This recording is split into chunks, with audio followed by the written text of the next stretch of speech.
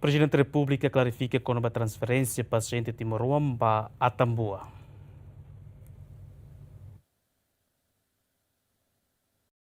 Hafoi participa seminário PNT Linian e a âmbito aniversário PNT badala ronulu recém lima terça, Presidente Republika José Ramos Horta clarifica com a transferência paciente Timoroan barra tratamento intensivo e Atambua, Indonésia. Horta actuia transferência paciente Husi Timor-Leste Atambua, tamba basic família Timoroan barak hela e Atambua. Além de nemos facilidade balu e Hospital Nacional Guido Valadares Ladundia, compara a facilidade e Hospital Atambua liu facilidade faceranian. Problema Timor etnia intelectual, academic balung.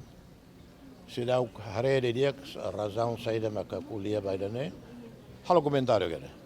Mas buat ele simples, tamba inaba ia be hospital Atambua ne, tamba basic rabat los Maliano fronteira ne.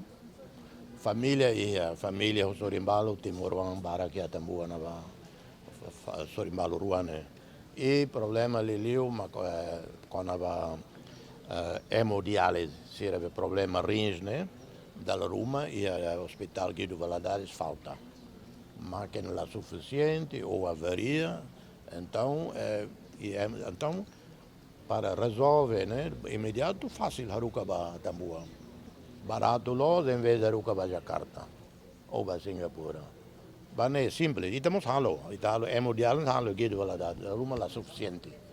Então situação de emergência haruka ba Atambua ambulância loreva magnete. Tanto ita relação dia com NTT, com a Indonésia, mas ele o ser irmão, ita busca colaborar no magnete los também.